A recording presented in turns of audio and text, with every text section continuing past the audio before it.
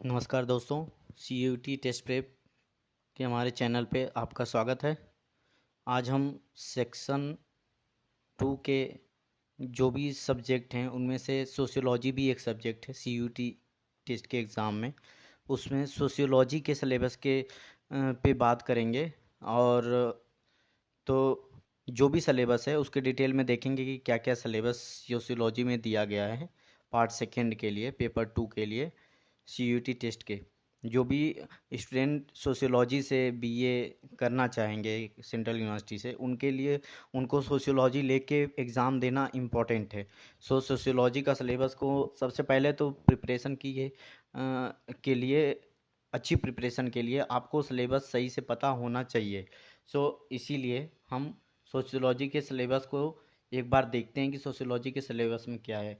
उससे पहले कि आपसे एक रिक्वेस्ट है कि आप लाइक शेयर सब्सक्राइब करें इस चैनल को, कि ज़्यादा से ज़्यादा लोगों को ये वीडियो पहुँचे और उनकी तैयारी में जो भी सहयोग मिल सकता है इस वीडियो से वो मिले। हम देखते हैं सोशियोलॉजी के में जो भी सिलेबस है उसको देखते हैं। तो सबसे पहले हम जब देखते हैं तो जैसे आपको पता होगा कि टोटल 40 क्वेश्चन आएंगे, 40 क्वेश्चन करने होंगे 50 क्वेश्चन में से। हम यूनिट वाइज देखेंगे। तो इसमें क्या है कि यूनिट 1 में स्ट्रक्चर ऑफ इंडियन सोसाइटी है। स्ट्रक्चर, जो भी इंडिया की सोसाइटी का स्ट्रक्चर है उसके बारे में पढ़ेंगे। और उसमें भी कॉलोनियलिज्म है, नेशनलिज्म है, क्लास है, कम्युनिटी है, डेमोग्राफी स्ट्रक्चर है, रूरल अर्बन लिंकेज है एंड डिवीज़न है। अब जैसे कॉलोनियलिज्म की बात करते हैं तो इसमें जब देखते हैं कि वेस्टर्न पावर जो थी कॉलोनी बना रही थी वर्ल्ड में, तो वहीं से ये वर्ड आया है और उनका भरपूर यूज़ कर रही थी अपने डेवलपमेंट के लिए, पूरा का पूरा शोषण कर रही थी अपने डेवलपमेंट के लिए। ये वर्ड वहीं से निकल के आया है। फिर नेशनलिज्म है। नेशनलिज्म एक्चुअली में नेशनल इंटरेस्ट को कहाँ किस लेवल तक आप डिफेंड करते हो, और भी चीज़ें इसमें आती हैं। अपने देश को सबसे ऊपर रखना, बेसिक चीज़ यही समझ लीजिए आप। और क्लास है, क्या क्या डिफरेंसेस है, जैसे कि अभी एक क्लास क्रिएट हो चुका है कि ST SC OBC, पहले और दूसरा क्लास होता था। तो कम्युनिटी हैं, अलग अलग तरह की कम्युनिटी हैं, तो इनके बारे में हमको पढ़ना है। फिर रूरल, गांव और देहात, शहरों में क्या लिंकेज है, क्या डिवीज़न है, किस तरह की सोसाइटीज़ दोनों जगह हैं, इनके बारे में पढ़ना है।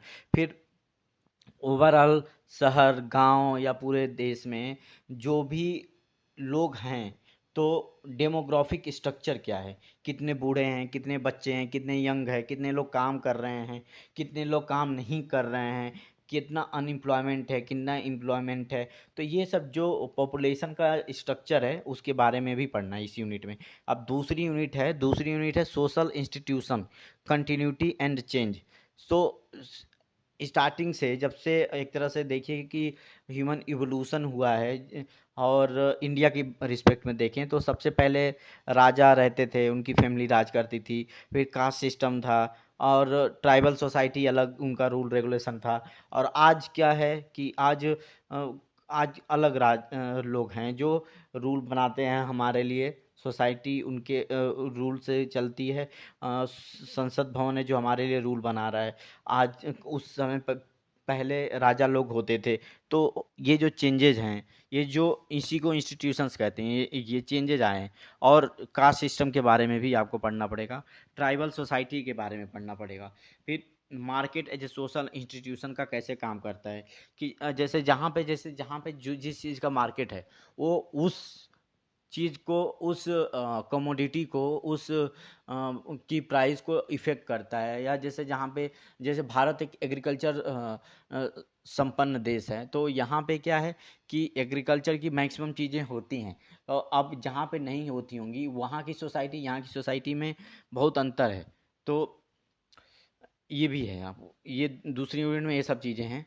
तीसरी यूनिट में सोशल इनक्वेलिटी एंड एक्सक्लूजन की बात है कि इनक्वेलिटी कितनी है, कि कुछ लोगों के पास बहुत पैसा है, कुछ लोगों के पास कम पैसा है।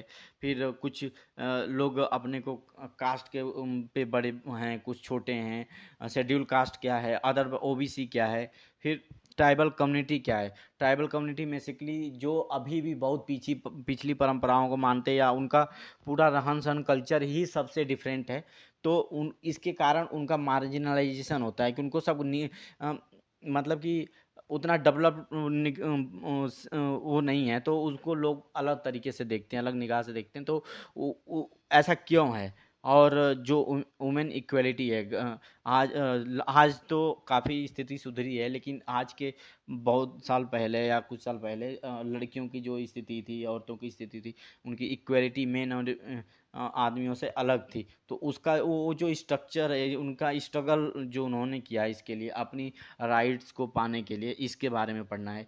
और जो रिलीजियस माइनॉरिटी हैं, जैसे सिख हैं, जैन हैं, और भी हैं, तो उनके राइट्स क्या हैं, कॉन्स्टिट्यूशन में उनके राइट्स क्या हैं, डिफरेंटली एबल्ड जो लोग हैं, विकलांग जो लोग हैं, हाँ, दिव्यांग जो आजकल तो दिव्यांग वर्ड यूज किया जाता है। तो उनके केयर के लिए हमारी सोसाइटी, हमारी गवर्नमेंट क्या कर रही है, इसके बारे में पढ़ना है। चौथी यूनिट है the challenges of unity in diversity. हम सबको पता है कि इंडिया में डाइवर्सिटी बहुत है। अब डाइवर्सिटी में भी यूनिटी लाके रखना एक बहुत बड़ा चैलेंज है, क्योंकि हर कोस पे, हर किलोमीटर पे, 2 किलोमीटर पे भाषा बदल जाती है, लोगों का चाल चलन, पहनावे बदल जाते हैं, इतने रिलीजन है यहाँ पे, इतनी तरह की बोलियाँ हैं, इतने तरह के लोग वेशभूषा अलग अलग पहनते हैं। तो ये एक प्रॉब्लम है। उसमें भी आ जाता है कम्युनलिज्म का प्रॉब्लम हो जाती है, कि मतलब यहाँ पे रिलीजन भी इन्वॉल्व होता है, कि एक रिलीजन दूसरे रिलीजन को अपने से अच्छा कहता है, और फिर अलग अलग तरीके से लड़ाइयाँ होती हैं। ये सब चीज़ें हैं। और रीजनल लेवल पे भी चीज़ें हैं, कि मैं यूपी से हूँ, आप बिहार से हो, मैं महाराष्ट्र से हूँ। जैसे कि शुरू शुरू में आपने देखा होगा कि महाराष्ट्र के लोग जो हैं, वहाँ की जो सरकारें थी, पॉलिटिकल गेन के लिए ही यूपी बिहार के लोगों से चिढ़ती थी, या उनको एक तरह से भगाती थी, कि यूपी बिहार के लोग हमारी नौकरी खा जा रहे हैं, या हमारी नौकरी वो लोग कर रहे हैं, हमारे यहाँ हमारे बच्चे अनएम्प्लॉयड हो जा रहे हैं, तो वो कम सैलरी पे भी कर लेते हैं, यहाँ पे आके गंदगी फैलाते हैं अलग अलग तरीके से। जबकि ये कॉन्स्टिट्यूशन में राइट है कि इस देश का कोई भी नागरिक किसी भी कोने में जाके रह सकता है, काम कुछ भी काम कर सकता है। लेकिन ये एक, इसी को रीजनलिज्म कहते हैं, कि क्षेत्रवाद कहते हैं। अब कास्टिसिज्म भी है, कि जातिवाद है। फिर पैट्रियार्ची है, कि केवल जो पिता है, या मतलब मेल डोमिनेंट सोसाइटी है, ये भी एक प्रॉब्लम ही बोलते हैं। तो इन सब के बारे में पढ़ना है। Role of a state in a plural and unequal society. तो अब इस केसेस में यूनिटी को इन्फोर्स करने के लिए, इतनी डाइवर्सिटी में स्टेट का रोल क्या होना चाहिए, इसके बारे में आपको पता होना चाहिए। व्हाट वी शेयर, हम क्या शेयर कर सकते हैं एक दूसरे से। सो यही चीज़ है। तो अब अगली यूनिट है unit 5, process of social change in India. जो अब समझ लीजिए आज़ादी से अब तक ही क्या चेंजेज आए हैं सोसाइटी में, या उससे पहले सोसाइटी कैसे हुआ करती थी, अब अंग्रेजों के चले जाने के बाद सोसाइटी कैसे हुई, और अब सोसाइटी कैसी है, इसकी बातें कर रहा है। कि स्ट्रक्चरल चेंजेस क्या है, कि कॉलोनियलिज्म, इंडस्ट्रियलिज्म, अर्बनाइजेशन, इंडस्ट्रियलाइजेशन, ये सब जो आया है, इसका इफेक्ट क्या हुआ है, प्रोज कॉन्स, आप पॉजिटिव नेगेटिव सभी चीज़ें देखेंगे। प्रोसेस ऑफ कल्चरल चेंजेस क्या हुए हैं, मॉडर्नाइजेशन जो है, या वेस्टर्नाइजेशन हो रहा है, जो संस्कृताइजेशन हो रहा है, सेकुलरिज्म की बातें होती हैं। तो ये सब चीज़ें हैं, ये चेंजेज हैं, ये क्यों, कैसे कैसे यहाँ तक पहुँचे हैं, इसके बारे में है। Social reform movement and laws आपको पढ़ने पड़ेंगे, क्या क्या रिफॉर्म मूवमेंट हुआ, इसको भी देखना पड़ेगा। उसके लिए लॉ क्या है, जैसे कि आजकल इकोनॉमी बढ़ रही है, तो उसके साथ साथ इन्वायरमेंट की भी प्रॉब्लम, तो उसके भी लॉ आए। फिर सोसाइटी में भी, अब जैसे कि मान लीजिए कि पहले विकलांग बोलते थे, अब दिव्यांग बोलते हैं, तो ये एक सोशल रिफॉर्म है ये। और पहले क्या है कि औरतों को कुछ जगहों पे बराबर पे नहीं दी जाती, लेकिन अब इक्वल पे सबको मिलती है। तो ये चेंजेज हैं, ठीक है। तो इनको पढ़ना पड़ेगा आपको। फिर अगली यूनिट है 6वां, social change and the polity. तो पॉलिटी आज के समय में अब कॉन्स्टिट्यूशन ही मेन सोर्स है इस देश को चलाने के लिए। अब उसके थ्रू क्या जो भी सोशल चेंजेस आते हैं सोसाइटी में, जब वो चीज़ें, जैसे यूनिफॉर्म सिविल कोड है, आज के समय का जो सोसाइटी है, अगर यूनिफॉर्म सिविल कोड अप्लाई हो जाए, तो उस समय की सोसाइटी में काफ़ी चेंजेस देखने को मिलेंगे। तो अब कॉन्स्टिट्यूशन एक तरह से टूल की तरह, इंस्ट्रूमेंट की तरह काम कर रहा है यहाँ पे। अब जब वेरियस पार्टीज की बात हो रही है, प्रेशर ग्रुप की बात हो रही है, जिस प्रेशर ग्रुप का मतलब कि वो मतलब कि सरकार में भाग नहीं लेते, लेकिन जैसे किसान ग्रुप बना के अपना आंदोलन करते हैं, तो वो प्रेशर ग्रुप हो गया। अब डेमोक्रेटिक पॉलिटिक्स हमारे देश में आपको पता ही है। अब पंचायती राज सिस्टम क्या है, चैलेंजेस ऑफ सोशल ट्रांसफॉर्मेशन क्या है, पंचायती राज सिस्टम कैसे इवॉल्व हुआ है इस देश में, उसके बारे में पढ़ना पड़ेगा, और उसके थ्रू जो सोशल ट्रांसफॉर्मेशन आया है अपनी सोसाइटी में। फिर अगली यूनिट है सातवां यूनिट। सातवीं यूनिट क्या कहती है, सोशल चेंज एंड इकोनॉमी। अब सोसाइटी जब चेंज होती है तो इकोनॉमी भी चेंज होती है। ऐसा नहीं है कि अंग्रेजों के समय जब अंग्रेज थे तो उस समय जो इकोनॉमी थी वो आज इकोनॉमी है, और जब अंग्रेजों से पहले जो इकोनॉमी और सोसाइटी थी वो अंग्रेजों के समय भी हो। अंग्रेज आए तो चेंज हुआ, उससे पहले लोग उससे पहले जो अटैकर्स आए, इन्वेडर्स आए, उन्होंने चेंज किया। उससे पहले कुछ और हुआ करती थी एंशियंट में। तो ये सब चीज़ें हैं, ये चेंजेस होते हैं। अब इन चेंजेस में क्या जब आज बेसिकली हम आज़ादी की बाद की बात करें तो लैंड रिफॉर्म हुए, ग्रीन रिवोल्यूशन आया, एग्रेरियन सोसाइटी बनी।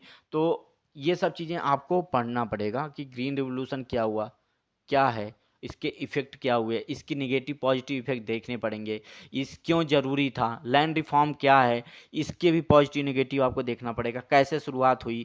ठीक है। और जो हमारा आज के समय में जो इंडस्ट्रीज़ हैं, ये इंडस्ट्रीज़ प्लान वाइज लगी शुरुआत से ही, जो आज़ादी के बाद से। तो 5 ईयर प्लान था, तो उसका इंडस्ट्रियलाइजेशन पे क्या प्रभाव पड़ा, इसको पढ़ना पड़ेगा। और जो क्लास स्ट्रक्चर है, जो सोसाइटी में क्लास क्रिएट हुई हैं या पहले से थी, उनमें क्या चेंजेज आया है। और अगली यूनिट है एरिनाज ऑफ सोशल चेंज। अब सोशल चेंज के एरिना क्या है, एरिना मतलब कि एक तरह से कौन कौन से इंस्टीट्यूशंस है जिससे सोशल चेंज हो रहा है। जैसे कि मीडिया है, सोशल चेंज कर रही, ग्लोबलाइजेशन है, सोशल चेंज है। अब इन मीडिया और उसका सोसाइटी पे क्या इफेक्ट पड़ रहा है और सोशल चेंज उससे कैसे हो रहा है, ये आपको पढ़ना पड़ेगा।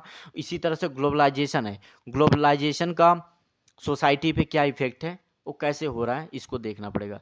फिर अगली यूनिट है new arena of social change. New arena में मीडिया आती है, ग्लोबलाइजेशन आता है। ठीक है। अब इसको, और उसके बाद है यूनिट 10 में सोशल मूवमेंट्स की बात है। सोशल मूवमेंट में जैसे कास्ट बेस्ड मूवमेंट हुआ, वर्कर का मूवमेंट हुआ, या पीजेंट्स का हुआ, किसानों का हुआ।